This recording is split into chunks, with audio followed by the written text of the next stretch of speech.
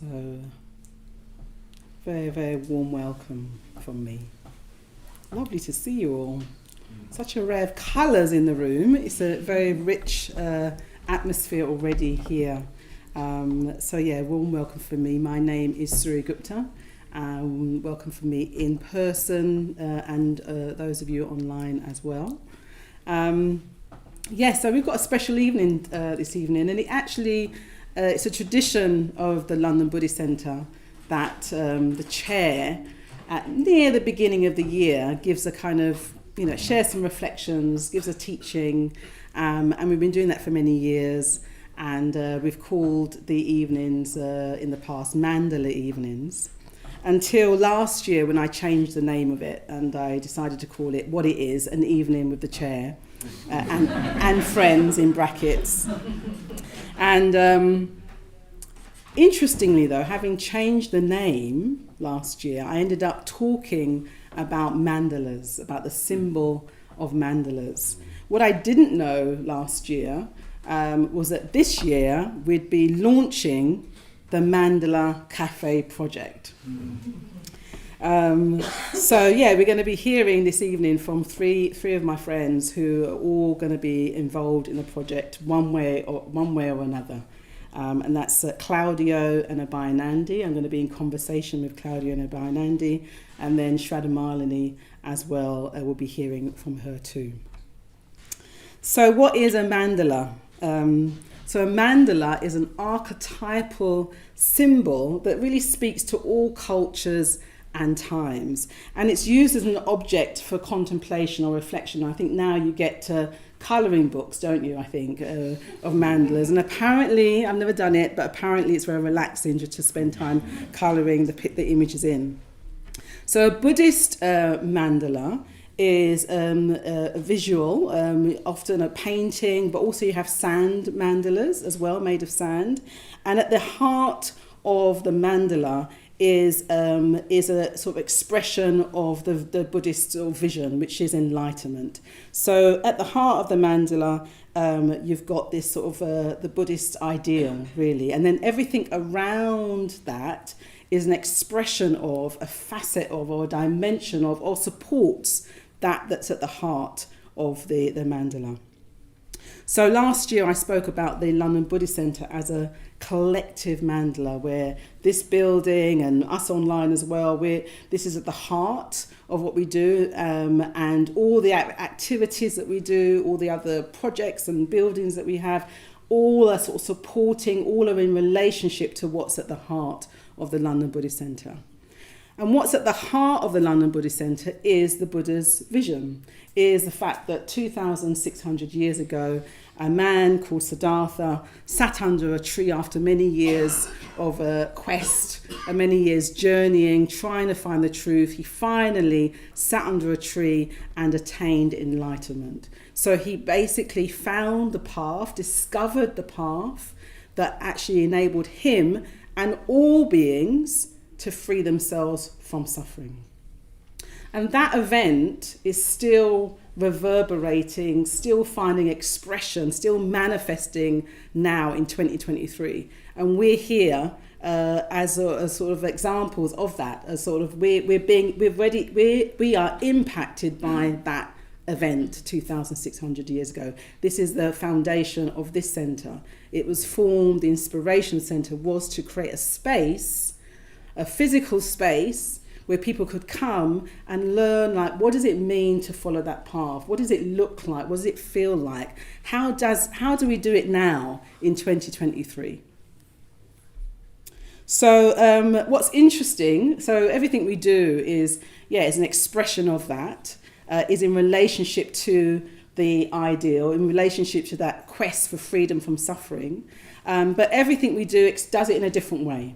And what I'm really interested in is with this Mandala Cafe space, well, how does a cafe do that?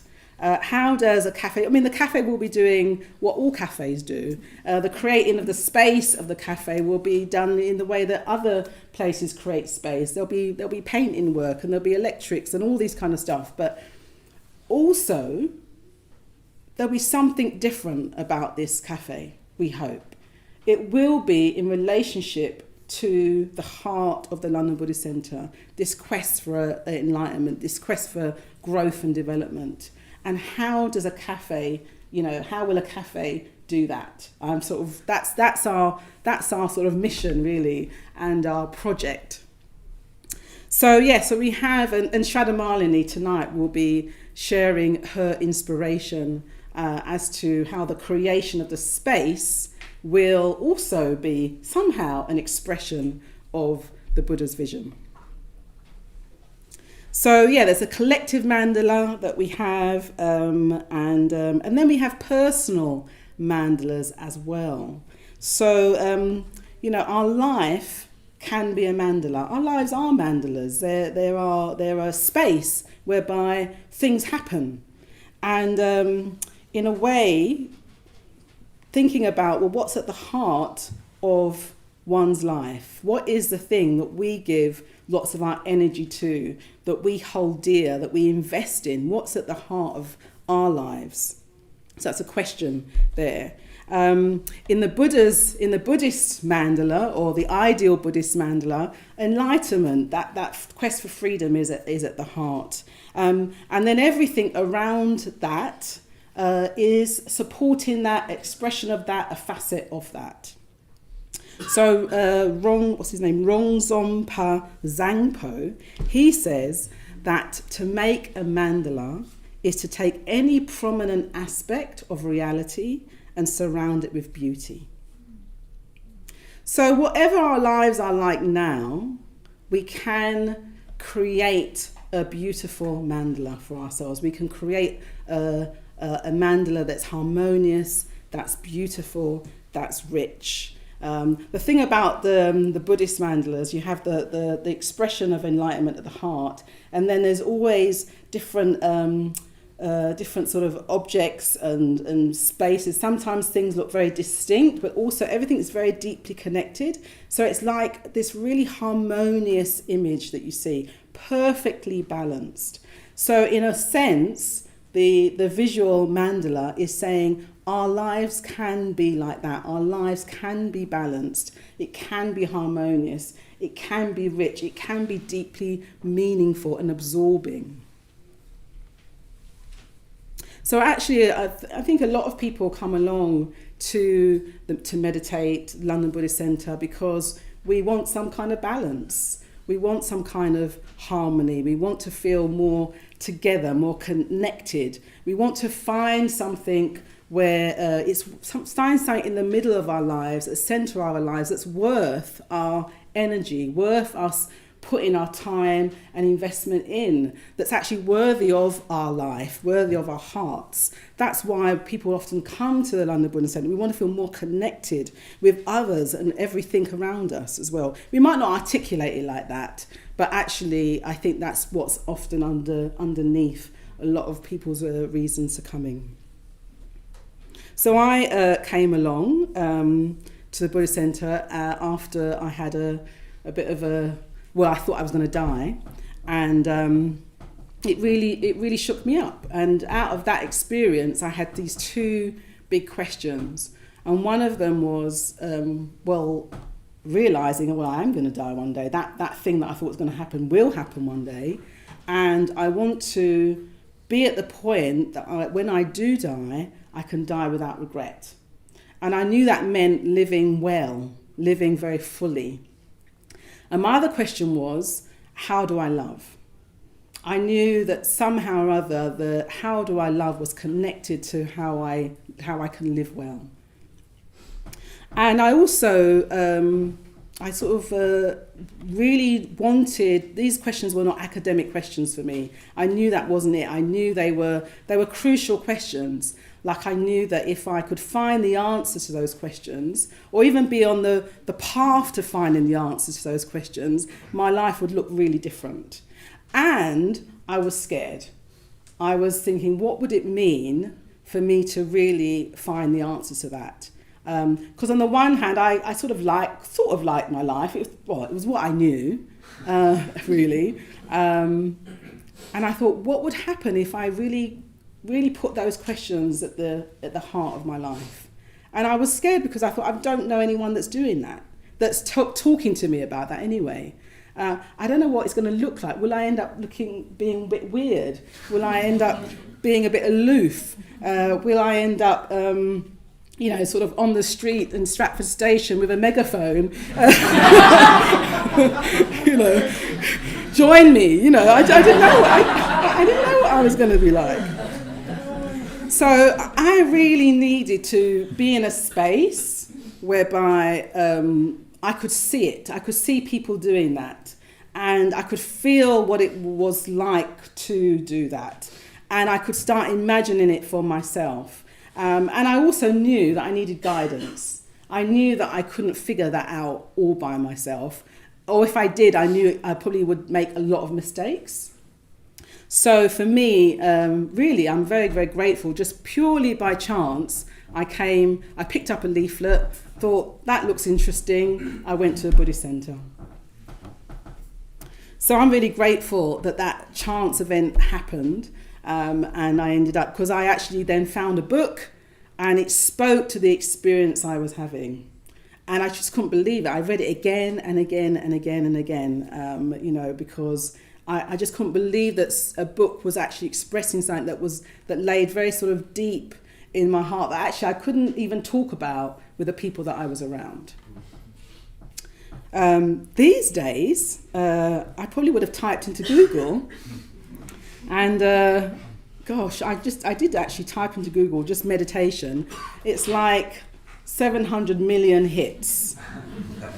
Growth and development, probably goes into a trillion. So I'm just, in a way, it's such, where do you start? Where do you start with those big questions? It's really not that easy to know that it's either meditation or Buddhism that you're looking for. You just know that something needs to change.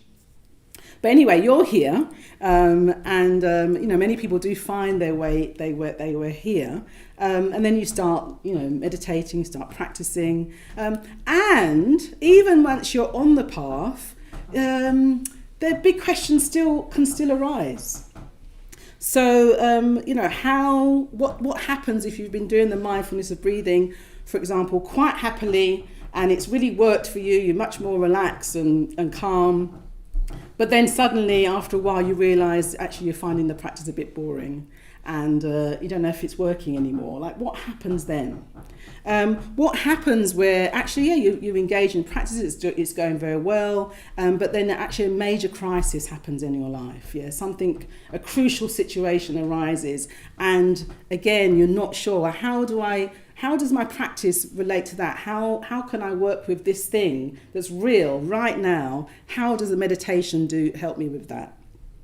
What happens if you've been meditating happily and engaged for many years, but then find yourself stuck, on a plateau, just not sure if you're actually moving forward or not? How do you know if your practice is even working? It's even producing the effect after a time? So these are really important questions that arise throughout the journey, really. So they're good questions, and I'm not going to give you the answers tonight, but I'm going to share with you 5 teachings that I came across recently that I think are really helpful, that will just help point us in the right direction, no matter really what stage you're at, and actually all work together as well. And actually, the author of these 5 teachings, Bhante Sangharakshita, he says that it's all you're ever going to need are these 5 things. Just remember these 5 things. It's all you really ever need. Keep reading the books, keep doing all the different things, but keep coming back to these 5 essential teachings. So I'm going to share them with you tonight in a spirit in which I was introduced to them. I was on a retreat recently with a friend of mine called Vidyamala, and we were doing a teaching called the 7-point mind training. And in these, it's a really traditional Tibetan teaching. And in this teaching, there's these 7 sort of points, You've got to sort of practice to gain enlightenment, to gain freedom from suffering. And under each point, there are these sort of pith instructions. There are these really, they call them slogans. There are these slogans that you just got to remember. And they're really, they're like really like sound bites, basically, like really profound sound bites. They're sort of a direct pointing to the truth. And they say things like, do that, don't do that. And if you do that, remember this. And they just give you like 37 of these slogans that you're just remembering over time. And the idea is that you have one of these slogans, you sort of memorize it, you take on a slogan, memorize it, and then apply it to your actual life. So bring it to mind in different situations, or it might come to mind, at a very particular point, and then it deepens your understanding of that teaching. Yeah. So that teaching no longer is just a few words written there. It becomes part of your experience, broadens your understanding, and changes the way you are. So that's the promise of the teachings. And what's these 5 that I'm going to give you tonight? And my Claudio and Abai and Andy, they're gonna help us reflect a little bit as well on how they apply one or two of these slogans in their lives. These 5 all work together. They're cumulative. So you do one, have the experience, keep it in mind, but then you move on to the next one, and then you might move on to the next one. So they all have an effect over time. And how they relate to mandalas for me is that there are just 5 of them. And what they do, they create a very balanced approach, a harmonious way of practice over time. So we're all a bit unbalanced. We all go to our extremes. We all have our tendencies. And so these teachings are saying, okay, do this. And when you've completed that, or when you feel you got to that point, find another way in, do this and do this, and then come back again and again. So it's cumulative over time. We keep practicing it over time. Okay. So the first one is, keep up your effort to be mindful and aware. Keep up your effort to be mindful and aware. That's very simple, isn't it? So we can probably remember that.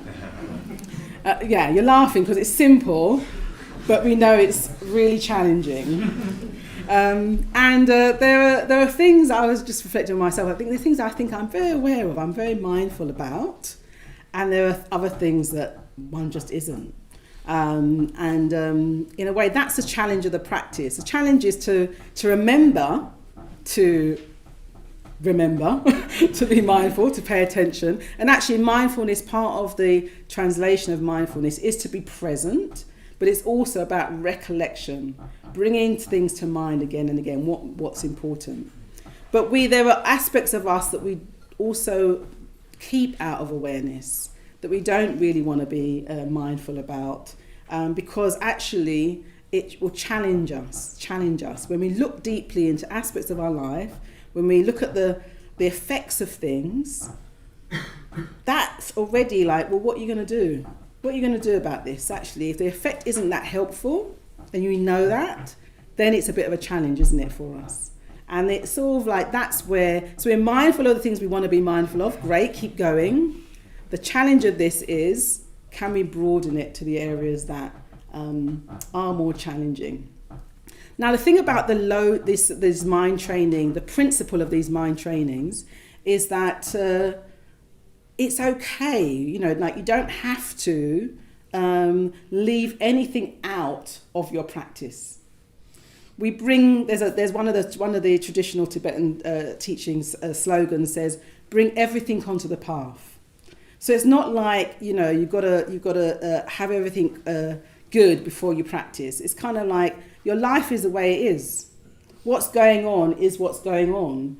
And the invitation is just bring mindfulness to it and bring awareness to it. And if you do bring awareness to it, then actually something happens in that process.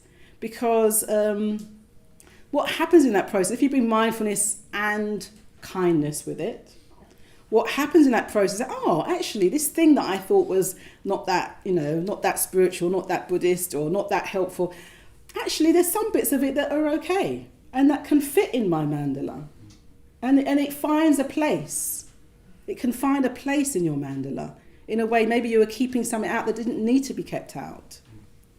Or you might look at it with kindness and awareness and go, yeah, not that helpful. How can I get into a relationship with this that's healthier? Yeah, that's actually going to serve me more. Or you might go, you know what, I've outgrown that. I don't need it anymore. I can just gradually let it go. Yeah. So it's a really great way of practicing, that you're thinking it's not about discarding or rejecting or thinking, it's not good enough. It's actually bring it all there and approach it with mindfulness, approach it with kindness, and actually some transformation, something will happen in that process.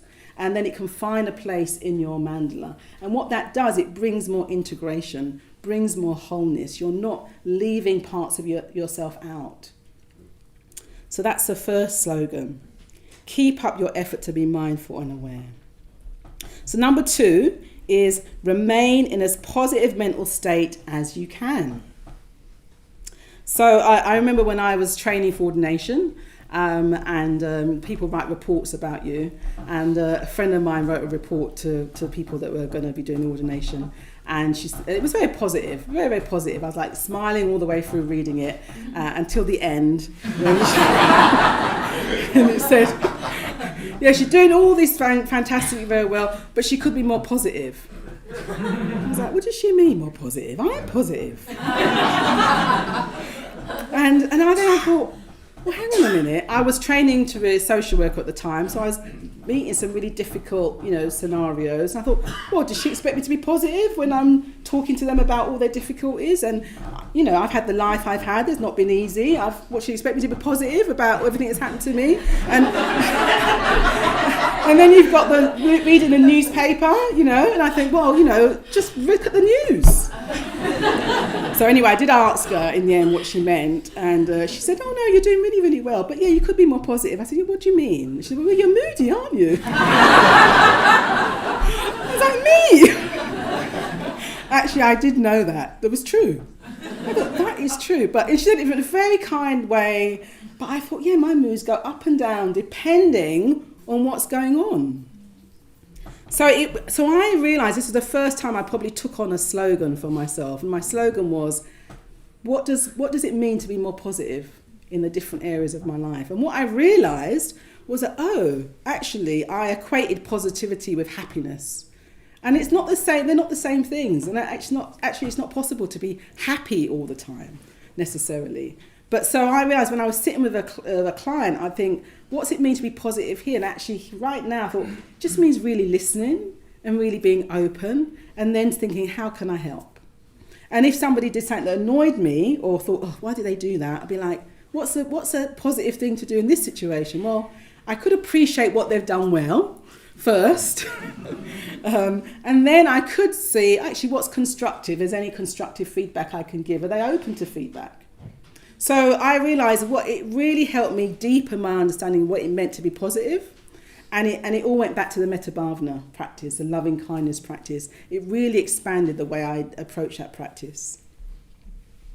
So first slogan is stay in touch all the time with what is most deeply important to you. So I asked you at the beginning, what's at the heart of the mandala? It's whatever's at the heart of your mandala is what's there. And what I found over time is that it's the crucial situations, when I'm in a crucial situation, that it clarifies for me what's really important. I've got a friend right now she's in Istanbul, in Turkey, where the earthquakes happened, and she said that the streets of Istanbul are eerily quiet and she took a picture from her balcony, and there was just a van. She said, all you see is people loading vans and cars, and they're driving up to the affected areas, and those people will just give help to whoever. You know, there might be some people they're going to, but they will just want to help whoever they feel they can help. And I just think such situation like that just clarifies what really matters. It's not their person's status, their political views, how much money they've got in the bank, how good looking somebody is. It's going to be you're alive, you're a human being. There's a real feeling of solidarity. But the thing is, we forget that often. We have a crucial situation like that. To maintain that perspective is another whole challenge. And we probably had that during COVID, the pandemic. So staying in touch all the time with what matters is like finding those things that can help you stay in touch. Firstly, knowing what is most important to you, and then how can I stay in touch with that, being quite practical about that. So the fourth one is, once you've found that what matters most, try to apply that deepest understanding to your practice at every level. I don't know what to say about that, apart from it just means once we've got that understanding, there's different levels to it, and there's different ways we can apply it to ourselves, our lives, and the context that we're in. And then lastly, do your best to help people. That's very simple, and again, not always easy to do. What I found interesting about the slogans is that the first four are very much around our practice, about how we conduct ourselves. But the thing is, the more mindful you are, the more positive you are, the more you're in touch with what really matters most and applying that, the more actually you'll recognise the essential, you'll recognise others more fully as well. You'll recognise the essential sameness of another, that actually what I go through, other people go through.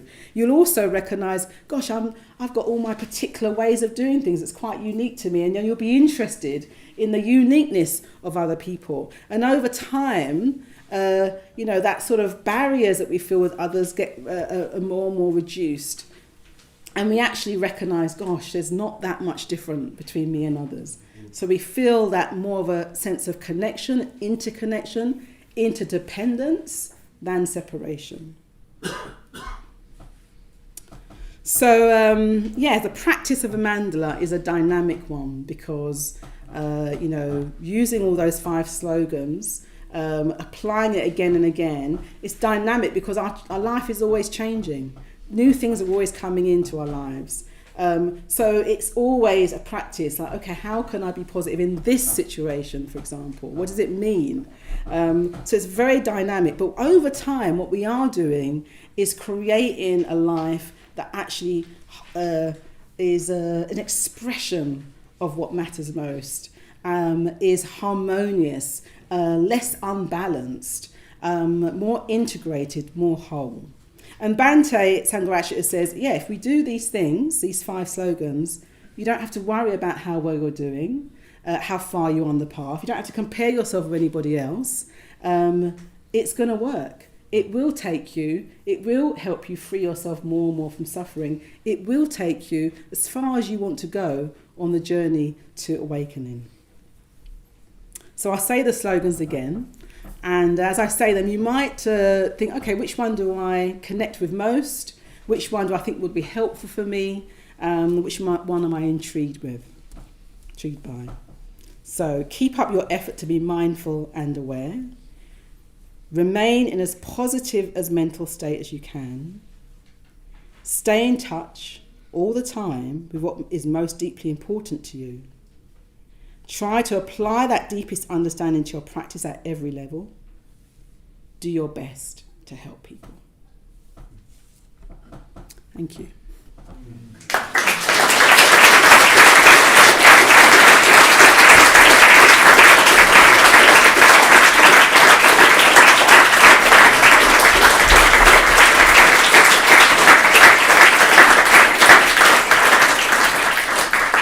So thank you. So we're going to have a little conversation now with Nandi and Claudia about how they apply one or two of those slogans in their lives. And whilst we're just getting ourselves set up, you can chat to the person next to you and ask them which slogan are they going to be taking away with them. So we have here Claudio and Abai and Andy. Claudio is one of our caretakers, along with Maitra Raja at the London Buddhist Centre, and Abai and Andy runs our charity shop, Lama's Pyjamas, an award-winning charity shop. And I really wanted to, and they're both going to be involved as caretaker. He's going to be aware of the space and, this space, but also, we haven't discussed it yet, but the rest. Is that all right? And Abai and Andy is going to be leading the team, along with Satramanas, who is going to be in the cafe restaurant. So that's going to be a big change and transition for Abai and Andy. So firstly, let's start with you, Claudio. Just tell us firstly, as a little introduction, what brought you along to London Buddhist Centre, and what was life like for you before you became a caretaker here as well? Yeah. Well, I came along probably in 2018, and I didn't really have a direction in my life, to be honest. I was doing a job that I didn't. I was sort of doing a job that I didn't like, but I thought at the end, I don't know when, I didn't really have an idea, but maybe 20 years down the line, I'd make it or something. And so that made it hard day to day, really, to sort of enjoy my life. But I wasn't, in a way, I was sort of regular, had friends, played a lot of sports, sort of had a normal life, but that, I think underneath there was something. Particularly, I remember I was working from home, and sometimes I'd go to the cafe and work from there or something like that. And I remember going home and just thinking, like somewhere underneath thinking, is it always going to just be like this? I'm always just going to have to like make this journey, which it wasn't quite satisfying, but that was sort of work-wise. And it personally, I'd sort of come out of a relationship, and it was a bit of a rocky time for me. I was sort of questioning where to put my eggs, what basket to put my eggs in. And how long have you been a caretaker here now? About a year and nearly 2 years. Okay, great. And just give us a flavour of what it means here to be a caretaker at the Buddhist Centre. Or your life now, let's say your life now. Yeah. It's pretty varied. As much Raj will attest to. It's a load of things. I mean, partly it's very practical, isn't it? Sort of have to look after the space, and emergencies usually come to me or to Maitra Raja. Anything that's happened here in terms of tech not working, or maybe not me, but something going on in the foyer or something like that. And what was the question? And you're just in your life now. My life now, yeah. So it's quite varied. Do you want me to do the work? What about the rest of your life then? Well, rest of my life, I live here. I live in a community upstairs, and it kind of does bleed into my work, because we're here as a community meditating in the morning, 7 till 8, and then I get upstairs, have a bit of time to read or study, then come straight down. And day to day it sort of varies. I do the flowers, on a weekly basis, or basically what is needed of me. Sort of try and see it a little bit more as taking care of the people who come into the centre, and then there's the volunteering. If people do come and help us as caretakers, they give their time, so we sort of we respond to that as well. So it's not just me cleaning. So it's like you're involved with a lot of people, basically, it's aren't you? In lots of different ways. You live with people, meditate, and then practice. You help out with classes in the evening as well, a bit. Sometimes. And then you got this job. Okay.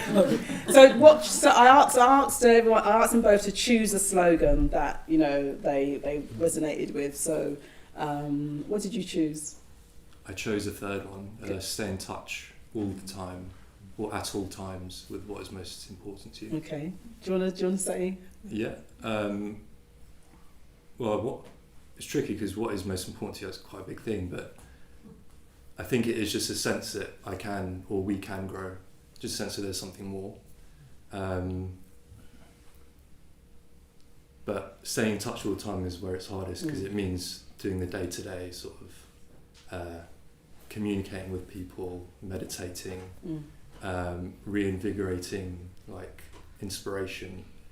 So day-to-day, is just trying to get into deeper communication with people if I can, if that's necessary. It might mean reading something that inspires me. And then longer term or medium term, it's more like going on retreat and feeling like the vision of my life is it's a bit clearer, or something like that. So going on retreat is quite a significant part of how you stay in touch with what matters most. Yeah. And then what I'm hearing is that you then bring that into practice in terms of, you're dealing with lots and lots of people. So in a way, every time you connect with somebody is an opportunity for you really to take them in and figure out how to respond best in that situation. Yeah, and actually people really they want to help. I think that's what I've noticed. I think it's probably been the biggest thing in this sort of cleaning, caretaking part. In my family are like working class, and they've sort of worked very hard, sort of thing. And I came in here and I thought, wow, I've got to work really hard and caretake and clean everything, and I sort of just needed to notice that people did want to help as well. So we have volunteers and we can offer them a chance to help. What do I mean by that? I think people want to help, and it's good to just give people a chance to do that. Because when I first came along, I remember sort of sitting outside in the mural room and kind of wanting to talk to people, but being a bit shy, I couldn't really figure it out. So it's always good when people sort of lend a hand and try and.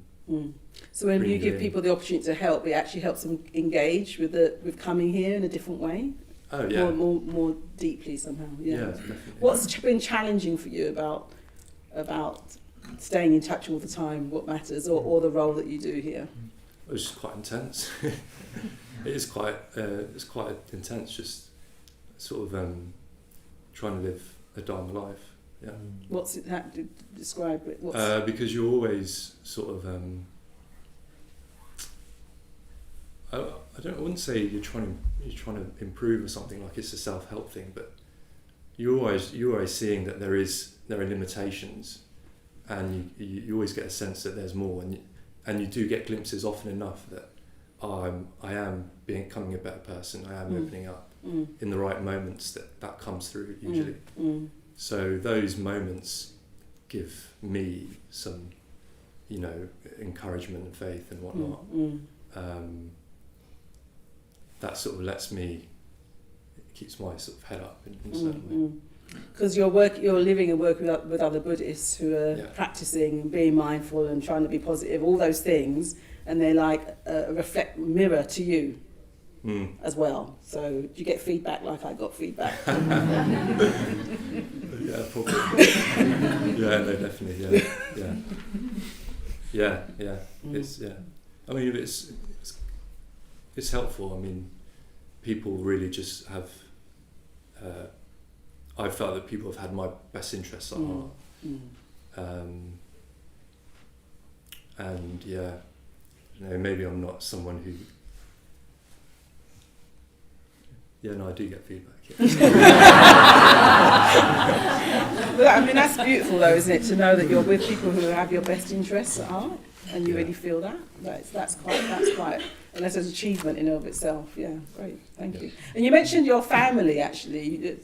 How do your family, they've worked hard. You said they're a working class family, they've really worked hard, and then, you had a job and now you're a caretaker. How did they, out of interest, respond to that? How's that been? Yeah, they've not had, in a way, they've not had much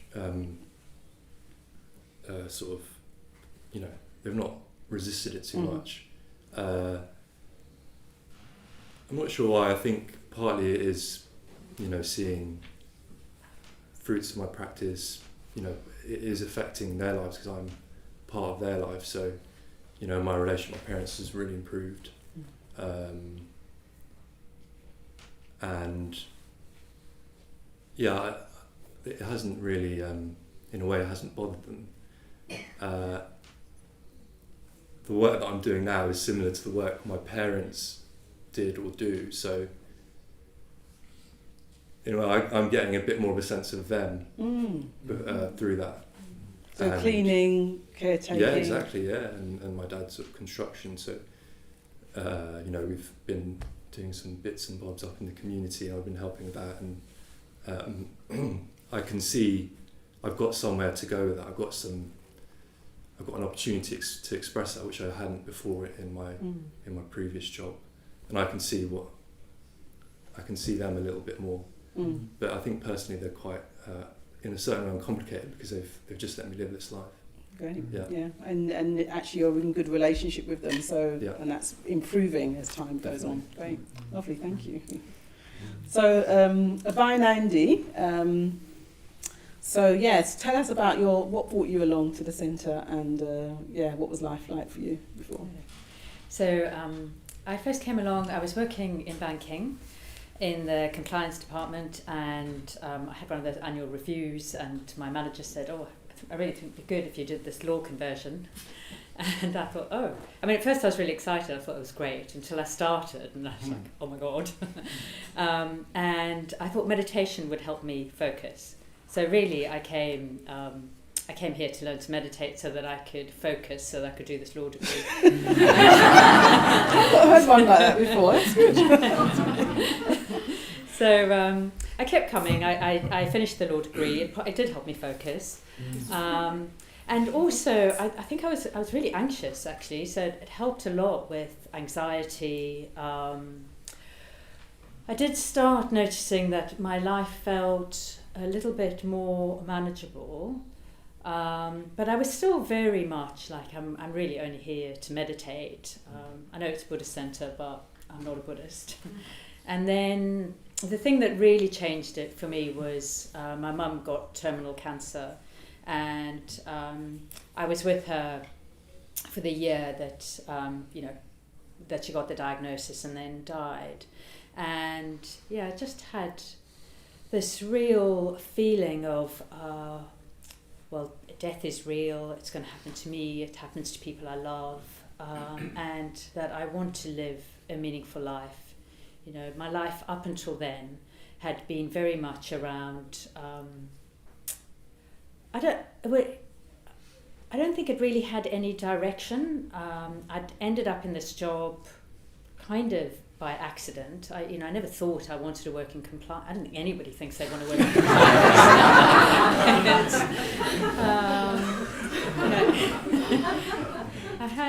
I had nice friends, but basically I was drinking too much. I didn't really have anything that I really enjoyed doing. I didn't feel like my life had meaning.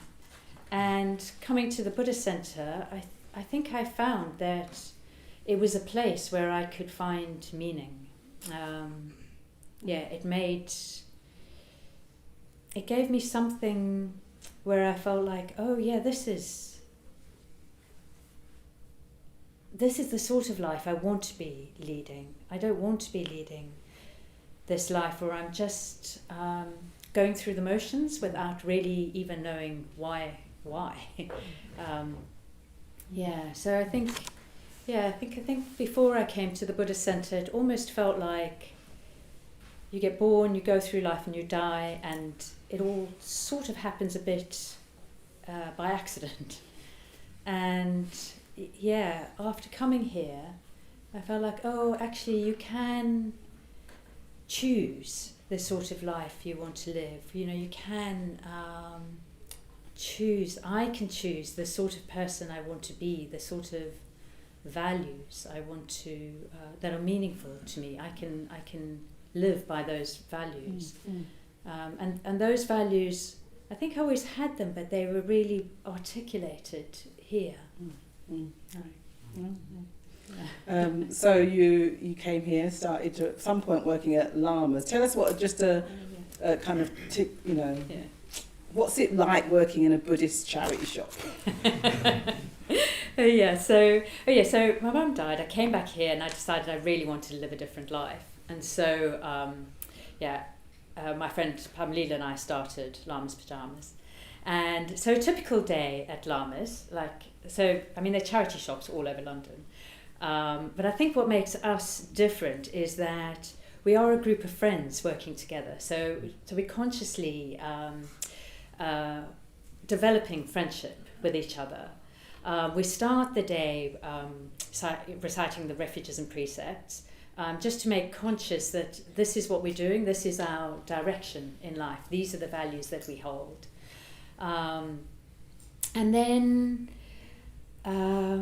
basically some things are really ordinary. We clean the shop, we do sort, like in a charity shop, we get lots of donations, so we sort through the donations, we put them out. But we're also really trying to make the shop a welcoming, friendly place where,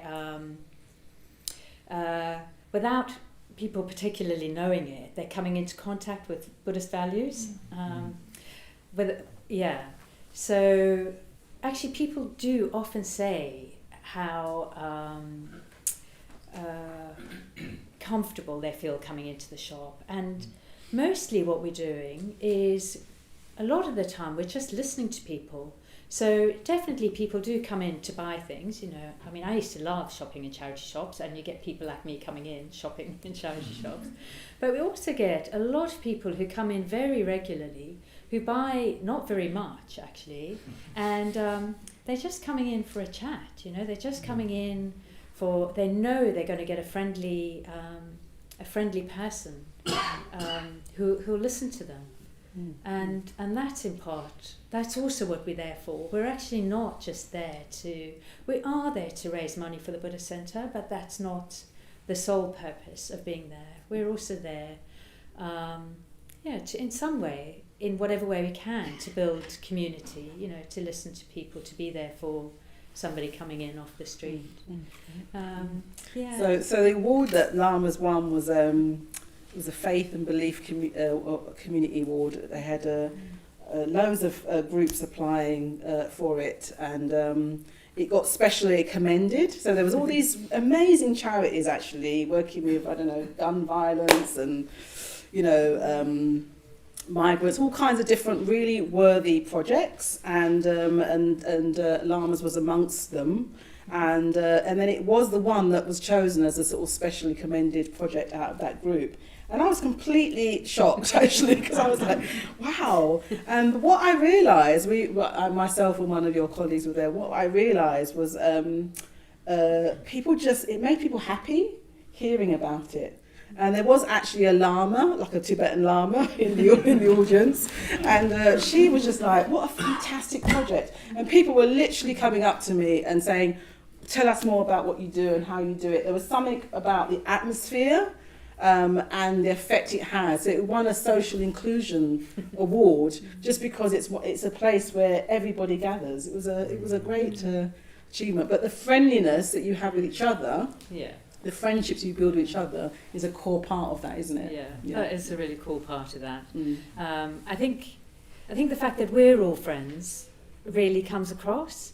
And one of the ways thing I failed to mention was actually at the end of every day we do what we call rejoicing in merit. And so we each take a turn at saying what it is we appreciate about what each other's done during the day. And the really good thing about that is that it sort of trains you to look for the positive things people are doing during the day, because you know that at the end of the day you're going to have to say something. Well, not the only reason you do it. Not the only reason. No, that's not but it does, because actually we've got such a sort of negative bias. It's so easy to see the things people do wrong. So it's really lovely to actually train yourself to notice the things people are doing well. And then also, leaving each day having heard 4 people tell you the things that you've done well, it's really lovely, actually. You do leave on a very positive note. Great, that's fantastic.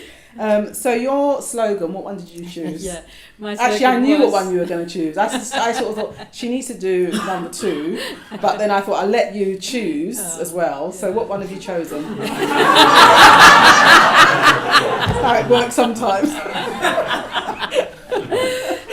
So try to remain, do what you can to remain as positive as you can every day. Yeah. Do you want to say more about yeah. that? Because why I thought that was going to be your slogan was because you're just one of the most positive people I know. And actually, when you've been around the by now, you're just very friendly, very, very unassuming, but very, very just a friendly, warm presence. So how would you do it?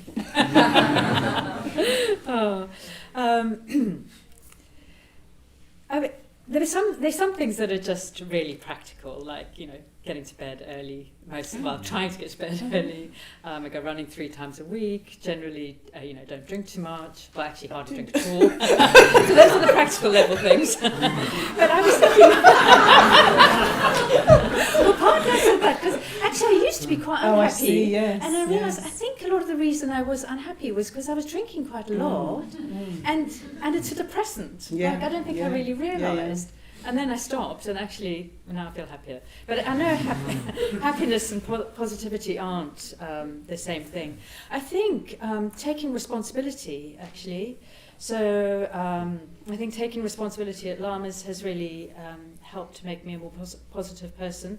I think I facilitate a Mitra study group, which means that I have a reason to read Dharma books, to read Dharma teachings, which keeps it really alive for me.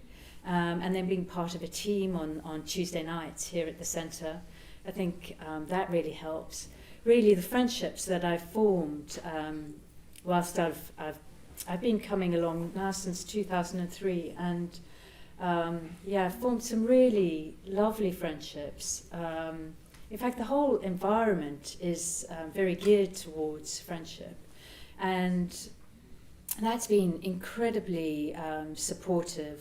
And whenever I have difficulty, I know that there will be somebody I can go to. Like I can speak to, the women I work with. I'm in a chapter with a group of women. I can speak to them. I live in a community. I can speak to any of the people in my community. I used to live in another community.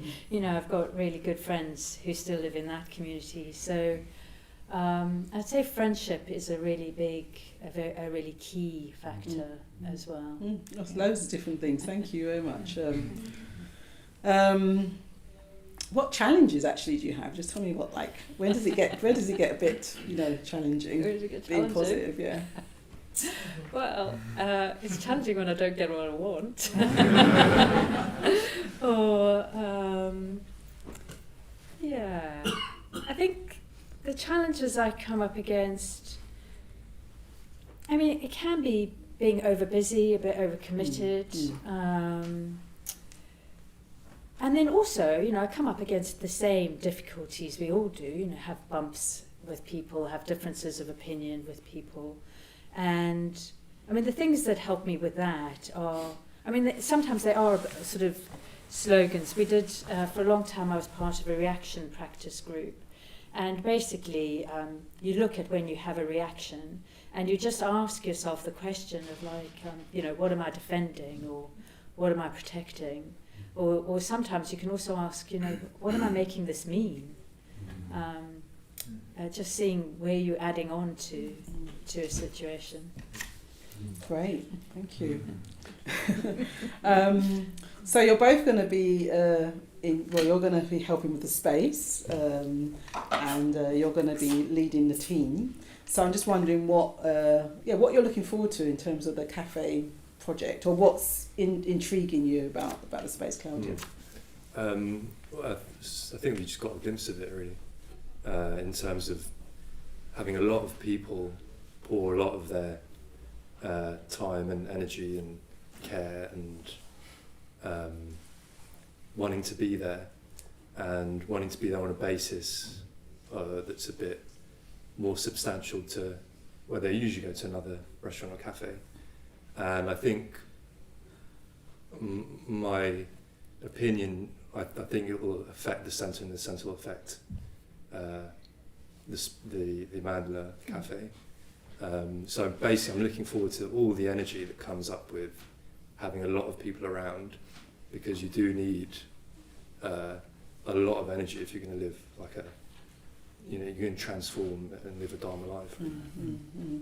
So you just looking forward to the kind of energy the project itself will generate, because people are just giving, because wanting to be there. And having something sort of positive to pour their sort of life and their energy into, basically. Bye, Andy, about you? Well, this evening when we walked into the cafe, I just thought, oh, this is it. This is amazing. Just having a place where people, where you walk in and you see a whole lot of people that you know. So there's something about community, having a space for community, a space where people can meet.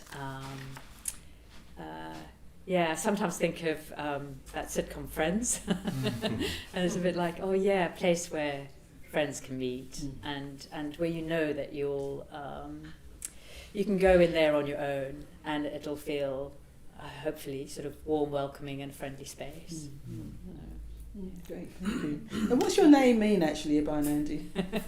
So it means she who delights in fearlessness. And why was you given that name, just briefly? Why was I given that name? Partly, it's definitely an aspirational name. So my preceptor said, well, the delights is obvious. Well, there's an obvious aspect to it, because I am quite a positive person, but also that true delight can only come through ethical purity. So for me to remember that true delight can only come through ethical purity. And then the fearlessness was really an encouragement to take risks, to speak out more.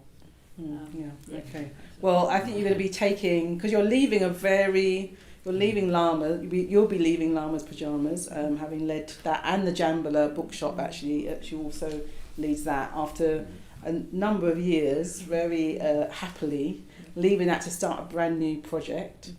So that is a risk that you're taking, and that takes courage. It takes courage to leave the comfortable, that you're happy with, to do something completely new.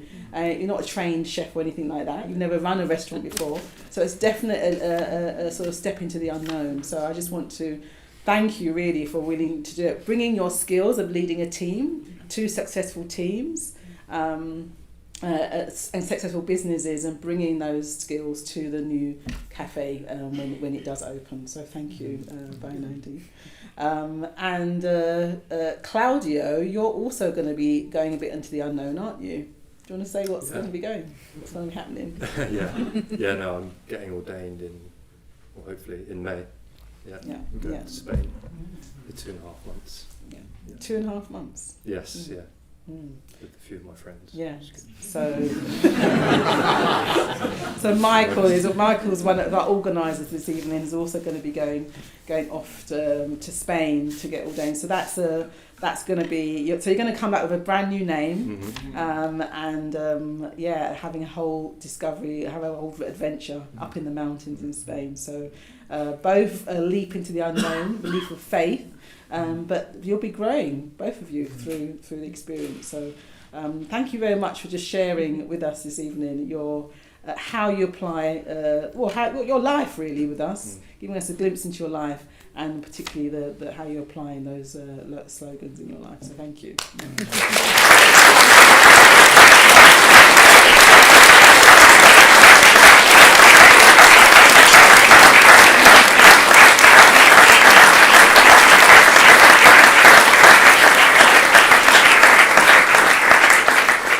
So before our tea break, there's a tea break happening, and with dessert, delectable dessert, for those in person.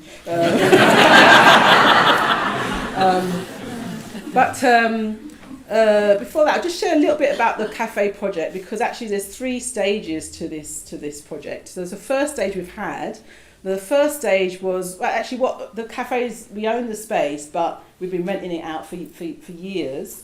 And it just closed down during COVID, like many other spaces. And then the person who was renting it just ran out of steam for it, really. He had other businesses he wanted to focus on. So we went, we were looking for people to take it on. And we had people come forward, but for various reasons, none of it quite worked. So we were left with a space, and I was just like, whatever happens, we're not starting our own cafe. You know? So I was really clear about that. And everyone just sort of nodded. But then I went on solitary retreat on my own, and somewhere in the middle of my solitary, I wasn't thinking about the London Buddhist Centre at all, I was just doing my practice. Somewhere in the middle of that, a whole cafe concept with menu and prices we charge, and who might work there, and the look of the place just landed in the middle of my meditation. And I was like, oh, what am I going to do with that? So I came back, tentatively said to a few people, I just had this experience when I was meditating.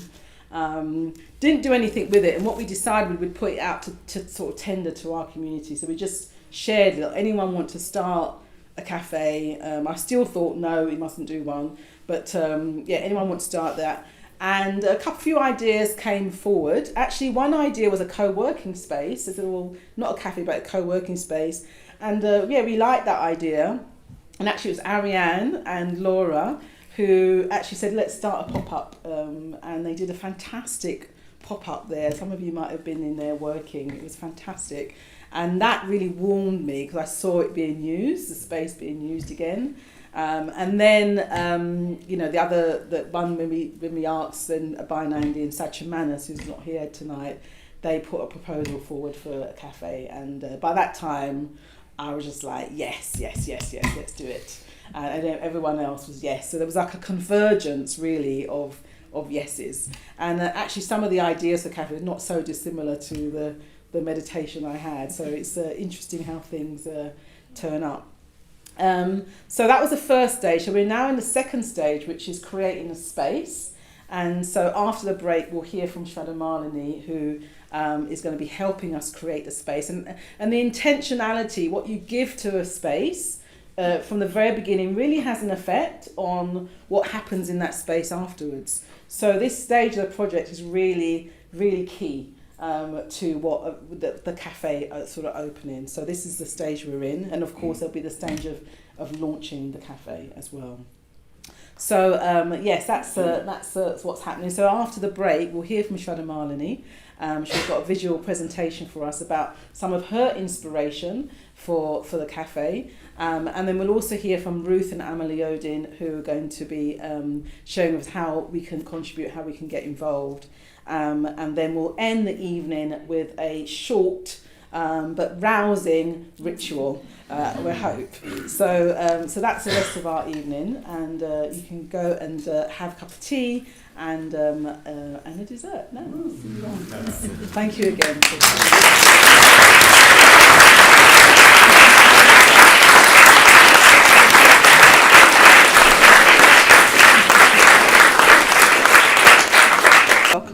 Welcome back online as well.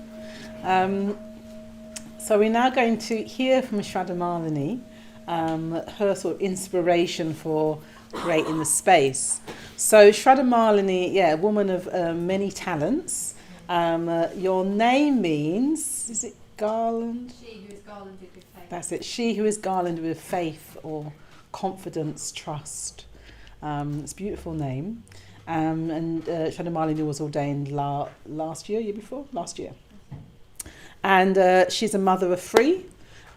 She's a yoga teacher, budding poet, I hear as well. Yes, I might have later to add that to your resume. A secret poet. And also has run an architectural business for many years with her partner. So she's going to be, she's really leading this creating of the space phase of the project, helping us sort of envision what is possible and what we might be able to do in the space. So over to you, Shradamani. Great, thanks Suryagupta.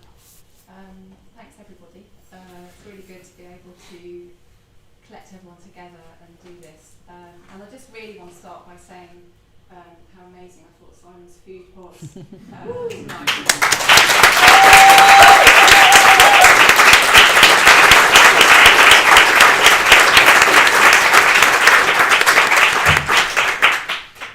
well done.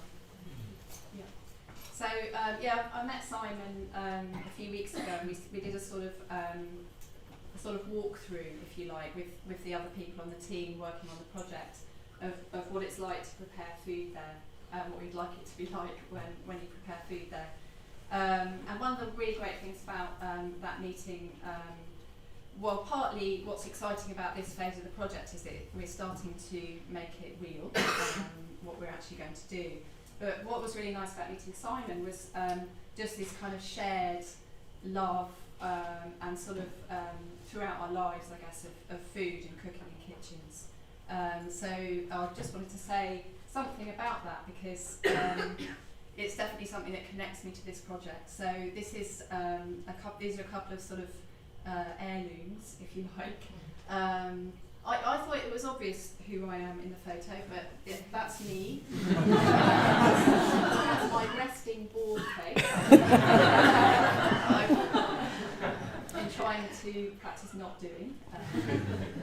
So anyway, my dad was a chef, and as a family, we had a restaurant in Kent, and my dad also made wine, so he grew grapes and made wine in Kent. And now a lot of people do that, but at that time they weren't. Everyone kind of thought he was mad, and he probably was. My dad wanted to be an artist, and was very, very, very deeply spiritual, still is a very, very spiritual person. And so for him, starting a restaurant was his way to express his creativity in the world. He was sort of like the opposite of Gordon Ramsay, in the sense that he was very calm, quiet man, and everyone who worked for him loved him. And he meditated before every session in the kitchen. So that was his cookery book, which has been republished a few years ago. Those were his drawings for it. So it was kind of like the whole thing, was this very creative act for him.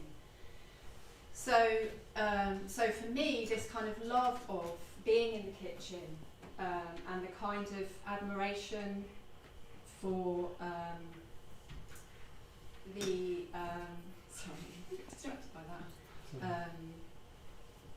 You catch an atmosphere which has to do with creating beauty for people, this kind of making art as food, but also the atmosphere of event.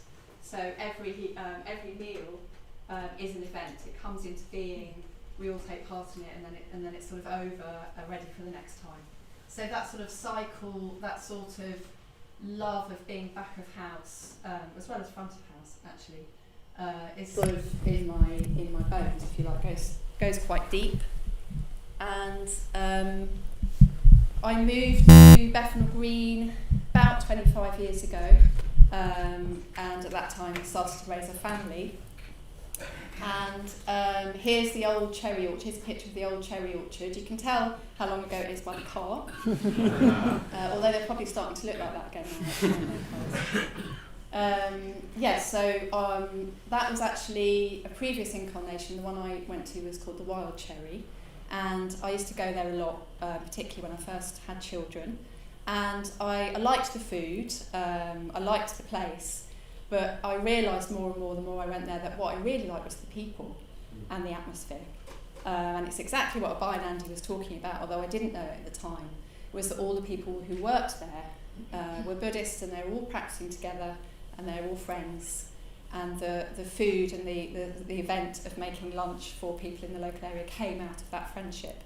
So that was what kept me going back, because they didn't have a coffee machine. And I always thought, for me, that was a deal breaker, but actually it turned out that atmosphere was much more important than having a particular kind of coffee. So yeah, for many people in the Sangha, there is this memory, of what it used to be like, the cherry. And you'll hear stories from people about that time as well, because Bhante Sangharakshita was living upstairs. Suryagupta, I remember telling stories about kind of winching up his lunch, or climbing up a ladder to give him his lunch. So yeah, it turns out lots of people who I now have worked with and are friends with were serving me those amazing baked potatoes and hummus, very good hummus they did. So so that's sort of part of the history of the Mandala Cafe. And then this is sort of where we're at now. There's the amazing London Buddhist Centre. What a crazy building it is. And I'll use my laser thing. So the larder, or the Mandala to be, it's these three shop units, and that's the bookshop. And they are very humble buildings. They've only ever been very humble buildings, built on not very much, with not very much. And then the East End had an enormous amount of bomb damage, so their humbleness was tested to the limits, really. So there's something about that, I think, that we want to honour in the project as well. There's something about this kind of just unassuming, humble quality that the buildings have, that in a way I think is very valuable. And in a way you can see just physically how it's part of the London Buddhist Centre. It wants to be part of the London Buddhist Centre somehow. Yeah. So I'll say a bit more about the other pictures in a minute, but those of you that have been to Vajrasana, our retreat centre up in Suffolk, that's this picture here is the dining room there, and through that door is the kitchen. So a very significant project for Buddhism in lots of ways, very significant project for this Sangha. And I came to an evening very similar to this, like a fundraising evening for Vajrasana, not long after I'd started coming to the London Buddhist Centre. It was just about to open, and we were fundraising for, you could buy a set of bed sheets, you could buy a table setting, you could donate money for those specific things. And there was a lot of really inspiring talk about this Buddhist vision, this kind of complete Buddhist vision, making a place from that vision and from those ideals. And I think that I really responded to that because of my architectural training. Somehow those two things coming together is extremely powerful. So I did donate some money. I did donate some money for like a place setting, but I also asked for ordination. So that night I just went up to Suryagupta and said, right, yeah, this is it, I'm in, sort of thing. And at the time I didn't really know what that meant, actually. But probably partly what it means is, in some way, me standing here now, wearing this. And trying to share this vision with you.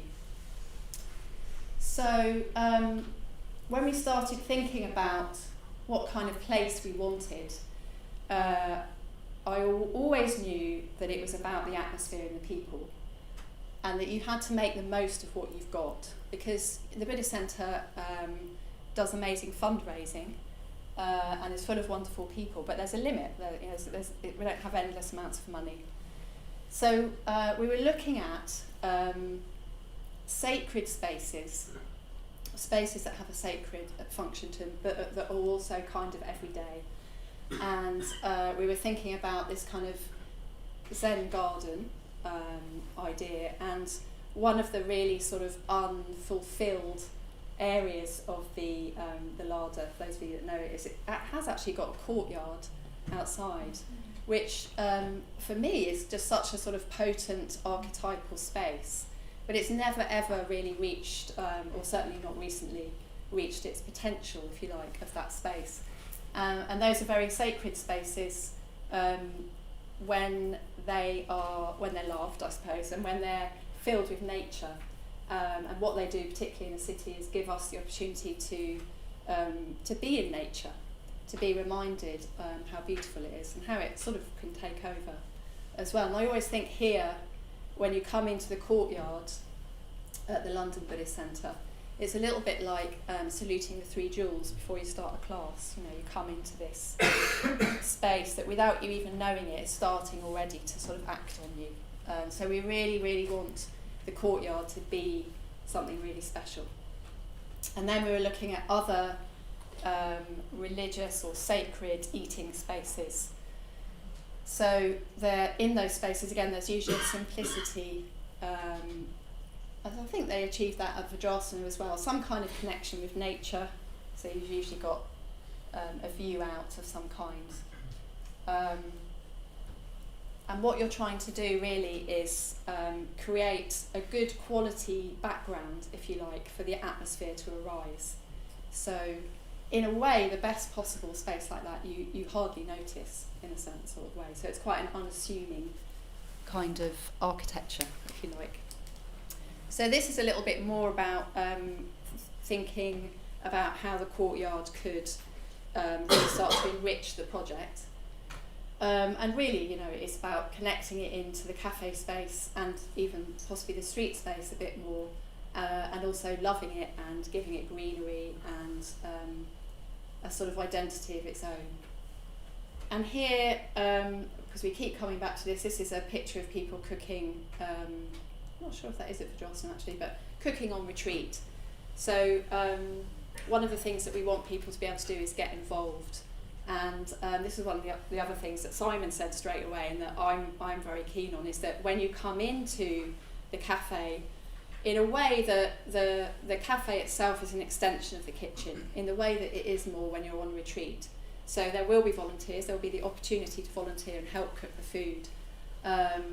And I actually helped to cook at the opening weekend of Vajrasana. Suryagupta came and helped in the kitchen as well. And it was, my dad was a chef. I didn't become a chef. I didn't sort of learn that skill from him. So I was really pushed to my limits. I was the kind of deputy chef that weekend. I can't actually remember how many people we cooked for, because I think it's a bit like remembering how big a fish was that you caught. It's sort of more every time I think about it. But it was something like 200 people on the Saturday and 400 people on the Sunday. You're nodding, kind of nice. It was 200 both. Sure it was more on the Sunday. Yeah. Anyway, it was really wonderful to have that experience of seeing how it was all vegan food, and a lot of on the Saturday it was all local people, and just seeing how you could communicate the Dharma through cooking food and offering it to people, and also inviting people to come and help prepare it. And what was shocking to me was quite often the people, because it was all volunteers helping us cook, you couldn't just give them a red pepper and say, can you prepare that please? You had to show them how to do it. So it was really, really challenging and absolutely wonderful. So we're hoping to bring something of the spirit of that to the cafe. So just a few things about, I guess, going into detail a bit more. You'll see in these next few slides some pictures of, of what the cafe is like now. One of the things we'd like to do is to open up, this isn't how it is now, this is how we'd like it to be, or something like it. We want to be able to open up the cafe space, so where this door and window are, what we'd like to do is open that up much more to the courtyard, so it really becomes part of the space. It's easier to go out into, and just to green it up as much as possible. It'd be nice if it had a sort of tropical feel as well, ferns, palms, that kind of thing. So people will also be able to help look after it as a garden space as well. I'll just check that I've said everything about that. I think I have. Yeah, and then there's the kind of what the sort of stage we're at the moment is, as I said, sort of really trying to get this vision, these ideas into reality. And the reality comes down to, how does a group of 6 or more people choose a chair? between them. It's really hot. But it's also really, really exciting, and to stay positive and to figure out how that shared vision can come together is where we're at. So these are just a few pictures of the sorts of things that we've been thinking about. And as I say, what we're trying to do is have this respect the building's humble beginnings, if you like, but really make something that allows this atmosphere to arise. And the cafe will be what we make it. It will be what we bring into being every day when we go in there. And we want it to be a space where other things can happen as well. So music, dancing, maybe even. Who knows? Yes, I think that's it. Yeah, and like all good visions, the vision is currently bigger than the budget. Very important. Yeah. Okay. Yeah. Thanks very much. Thank you.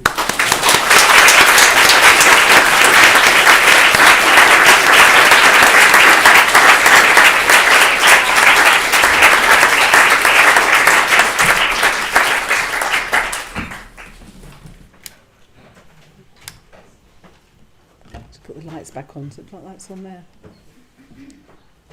Lights. Do I put them here? Could you flick those lights? Yeah, great. Thank you so much, Shraddha really sharing your inspiration. It's a great hearing about your growing up, and you're absorbing all of that from your father, and now helping us in this phase. Thank you very much. Yeah, and actually what Shraddha, you might see it in the pictures, but the cafe is pretty dilapidated at the moment. It's just really needs a lot of care and attention, actually, and on behind the scenes, as it were, like all the electrics and all that kind of stuff, as well as what it looks like. So it's actually going to be quite a job to achieve what Shraddha is actually wants to bring about. But I'm going to hand over now to Ruth and Emily Oding, who's going to share how we can get involved.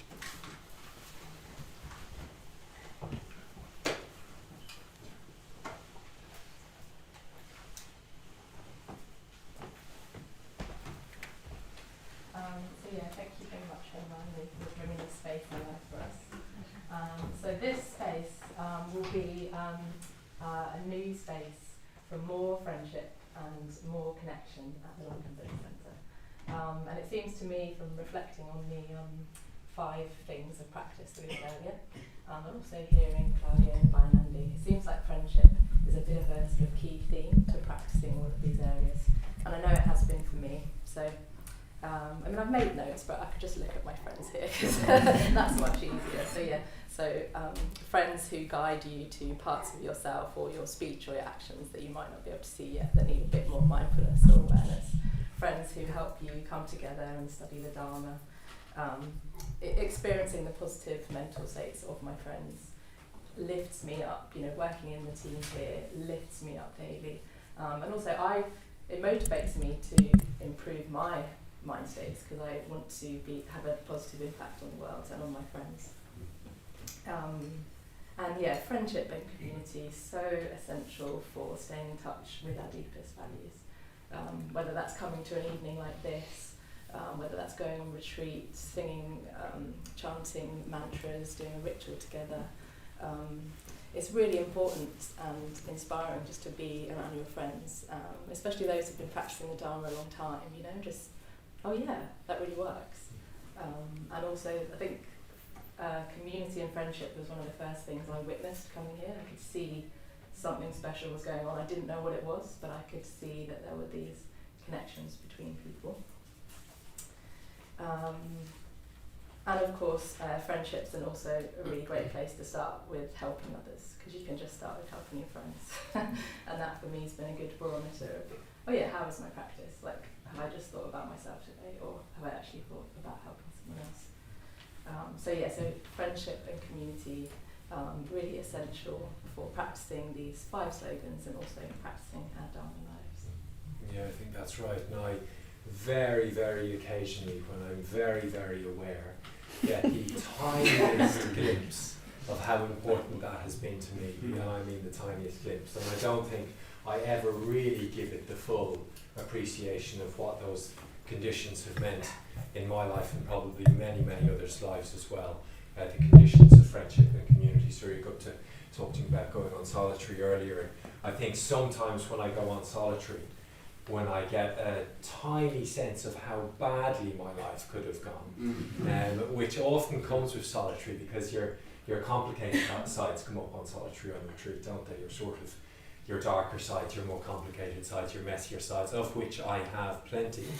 And they come up, they arise, and what also then arises with them quite often is a sense of gratitude that they haven't been allowed to sort of run riot in my life. And they haven't been allowed to run riot in my life because I have been blessed by positive conditions. I mean, utterly blessed by positive conditions. I've done nothing really to deserve them. I just stumbled on them. I just randomly stumbled on them.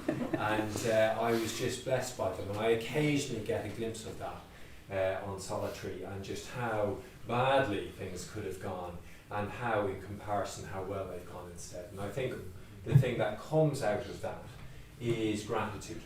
And it's a sense particularly of gratitude for the men and women that have gone before me, that have helped to pass down this lineage of blessings down onto me and the rest of us here today as well. So thinking all the way back to those that built the building 40 years ago, a little over 40 years ago now, living in utter squalor for 2 years while they took dole money and whatever they could scrounge and put it into the building here so that we could have a building today. And then those that worked in the cherry orchard after that and opened up the whole of that spiritual path to others who walked in and made that a welcoming space for people as well.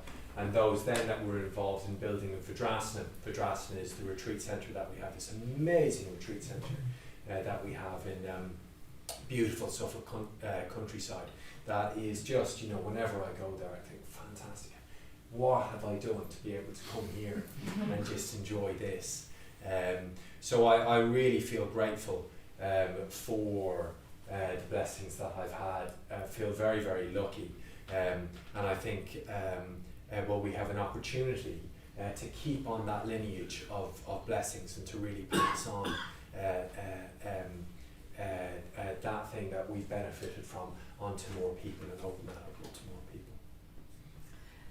And all of us are already passing on these blessings, so coming to a class, going on a retreat team, the people that came and chopped tonight and served tonight, and all the cooks, everyone who come, you know, just coming on and hearing about the Dharma and then maybe sharing that, you know, or just your own growth and then the way that you are with your family, or being a blessing in your family. So we're already all passing on these blessings. But now, in 2023, we have another opportunity to pass on these blessings. And that is with this wonderful project, the Mandala. And it's not something we can do on our own, but it is something we can all do together. So tonight, that's what we have this opportunity to do, is to join in collaboratively and to pass on these blessings to those who haven't found the Dharma yet. And you know, through this project, through this cafe, through the music and the art events, it'll be more opportunity for more people to find the Dharma. Absolutely, and of course one of the ways that we can do that is money, and we do need money. That's the reality. The horrible stuff of the world, but it is needed, and it's incredibly useful when it's put to the right thing. So we need a large sum of money. I think it's around 80,000 in donations from the Sangha for this particular project, and we need that money. It's not going to go ahead unless we can get that money. We really do need all the help that the Sangha can give us. So we've raised a certain amount of that already, about 15,000 or so already of that. So we've set off to a really fantastic start, and I'm sure many of you will have contributed to that already, and thank you very, very much if you have. So we're off to a really excellent start. But I want to see us if we can get us even off to an even more excellenter start tonight. And so I'm going to ask you, can you give? That's what I'm going to ask you, can you give? If you feel like you've benefited from what you've got here, what you've been blessed buy from what you've got here and you want to pass that on, I'm going to ask you to give. And I'm going to ask you to be heroic in your giving as well. I want you to give until it hurts a little, just slightly. So I want to ask you to give heroically. And so the first thing I'll ask, and I'll just get people to put hands up, and I'll explain a little bit more about what we do afterwards, but I'll get people to put hands up. But could we have some people who might be able to give £1,000, pledge £1,000? You don't have to pay it immediately, but over the coming 3, 4, 5 months, whatever it might be, can you give or pledge £1,000 here this evening? Jonathan, thank you very much, fantastic. Brilliant. Thank you very, very much. Anybody else? Brilliant. Thank you very much, Gregor. Yeah, thank you. Anybody else? Great, okay. So how about pragmatis? Fantastic. So how about £500? Could anybody here give £500 this evening? Yeah, brilliant. Thank you very, very much. Thank you. Thank you. Brilliant. Thank you. That's brilliant. Thank you very much, Robert. Thank you. Fantastic. Thank you, Robert. Anybody else? Okay. Thank you very much. And how about £100? Could anybody give £100 here this evening? Yeah. Brilliant. Thank you very much. Lots of hands going up there. Thank you. Brilliant, that's great. Brilliant, thank you very, very much. Fantastic. Well, that's quite a bit of money raised already, isn't it? That's really, really brilliant. So on a rough guesstimate, I'd say about £5,000 plus 6,000, shall we say. So that is absolutely fantastic. Thank you very, very much. Now, if you can't give 1,000 or 500 or 100, or even if you were thinking closer in the realm of 20,000, there's still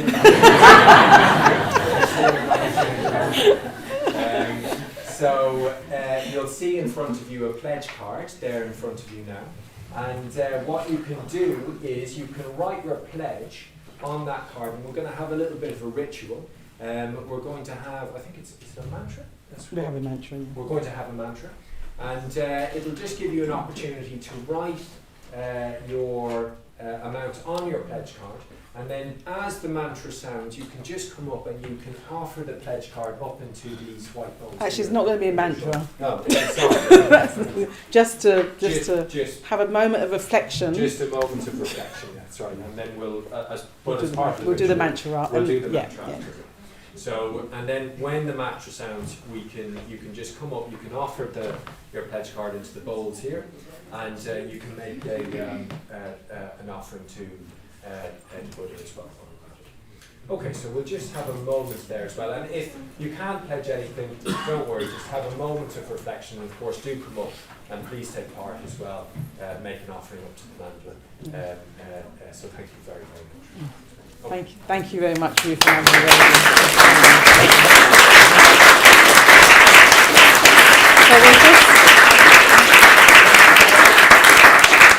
give you a moment to write on the pledge cards, and whilst we're doing that, we'll just remove the screen, and we'll then get ready for our final ritual. Okay, so we're going to conclude our evening, but before that I wanted to just say some thank yous. Lots of people involved in helping putting this evening together.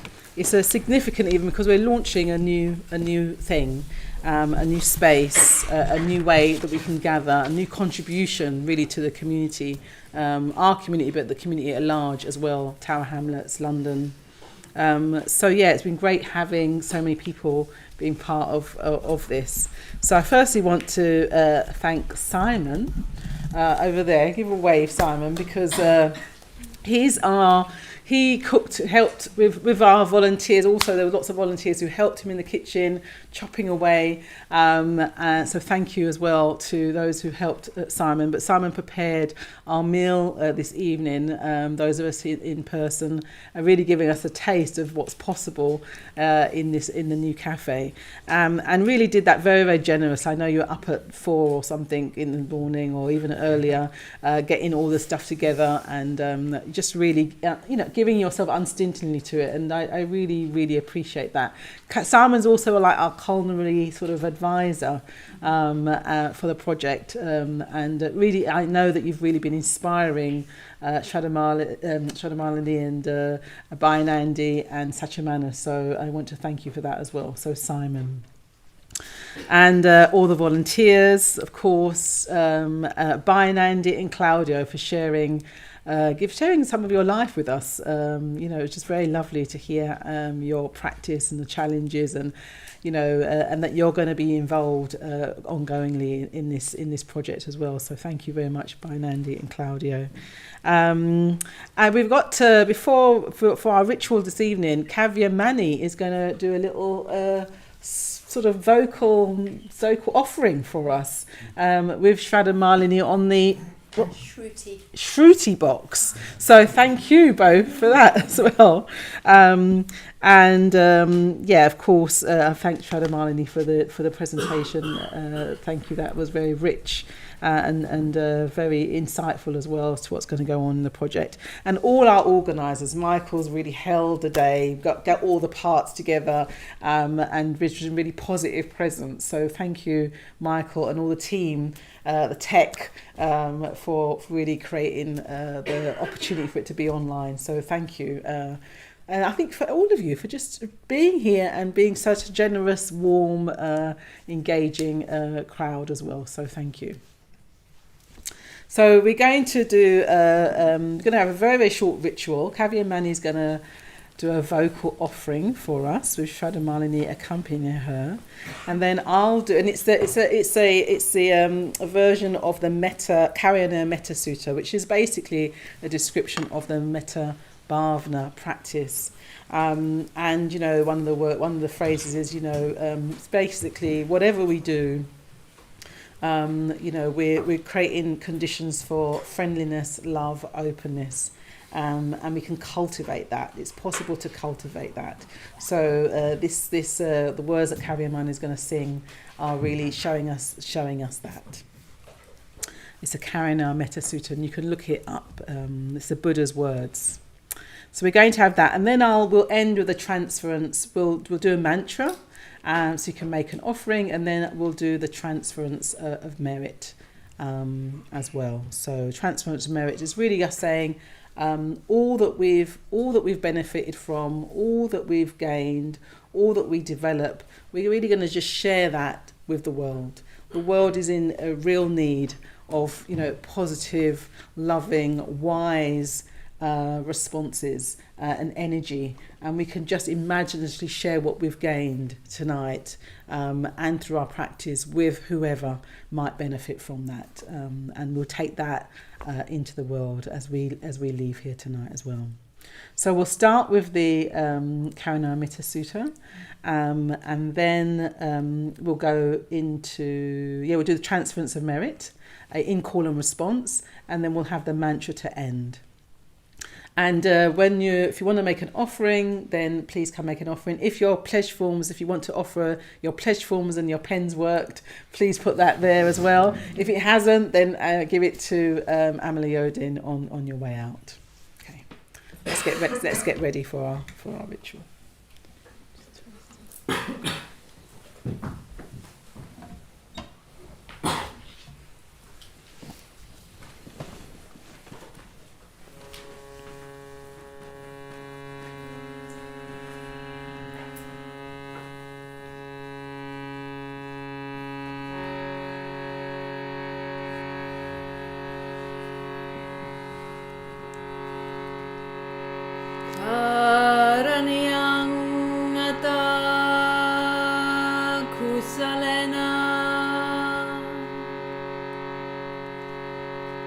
Yantang padam santang abhisamecha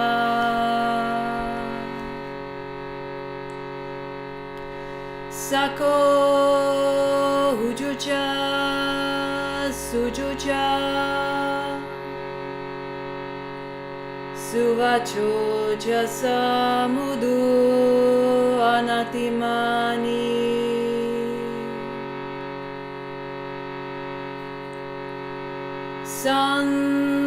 sakocha subarocha apakichocha sala ukavuti santindriocha nipagocha apagabo kulesu ananugido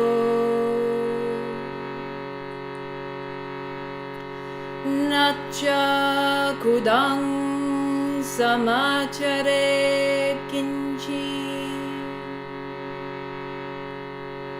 yena vinyupare upavadeum Sukinova kemino hontu Sabe sata bhavantu sukitata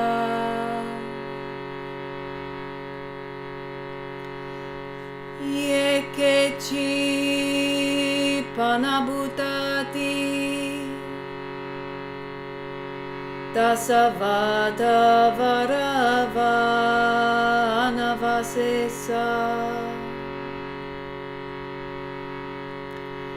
Digawa yemahantawa Majimarasa kanukatula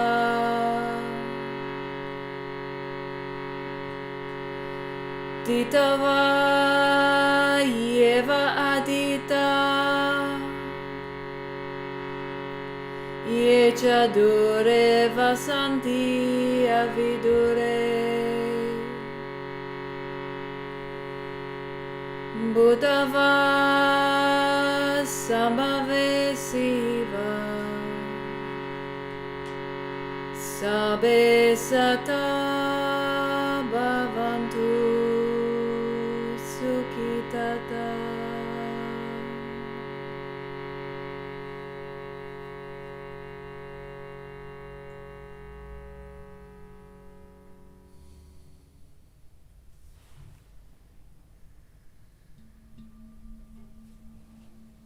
Transference of merit and self-surrender.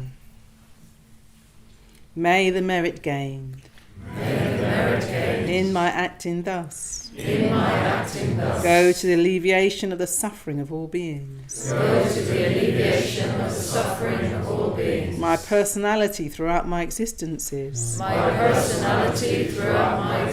My possessions. And my merit in all three ways. I give up without regard to myself. For the benefit of all beings. Just as the earth and other elements. Are serviceable in many ways. To the infinite number of beings. Inhabiting limitless space. So may I become. That which maintains all beings. Situated throughout space. So long as all have not attained. To peace.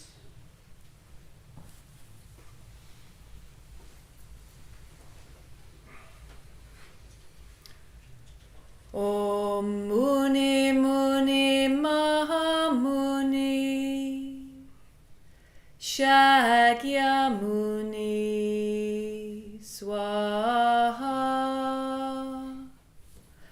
Om Muni Muni Mahamuni Shakyamuni Swaha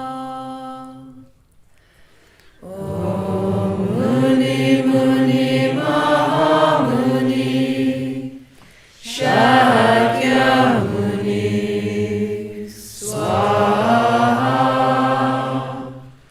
Om Muni Muni Mahamuni Shakyamuni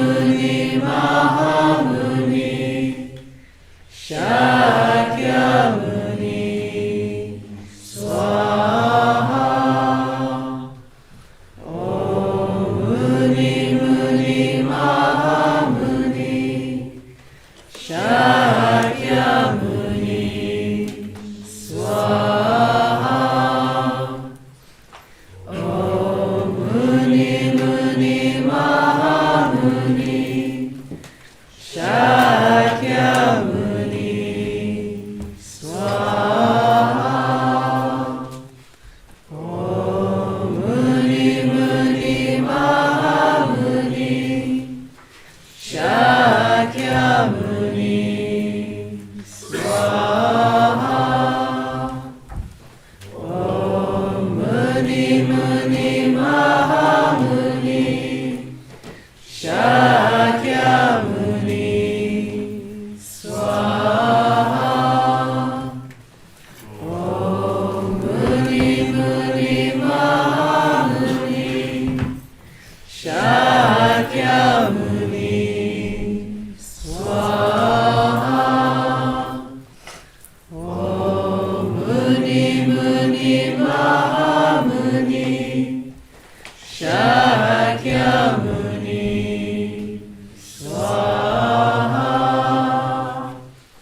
Om Muni Muni Mahamuni Shakyamuni Swaha. Om Muni Muni Mahamuni Shakyamuni Swaha. Om Muni Muni Mahamuni Shakyamuni Swaha. Om Muni Muni Mahamuni Shakyamuni Swaha.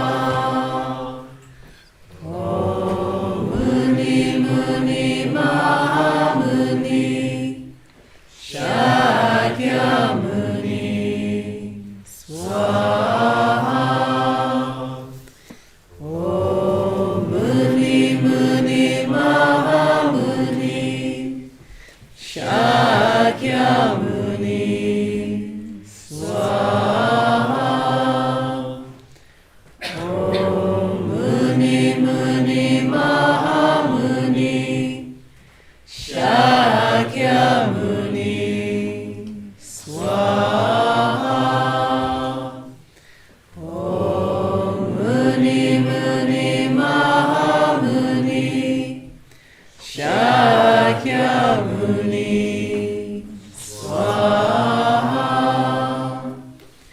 Om Muni Muni Mahamuni Shakyamuni Swaha.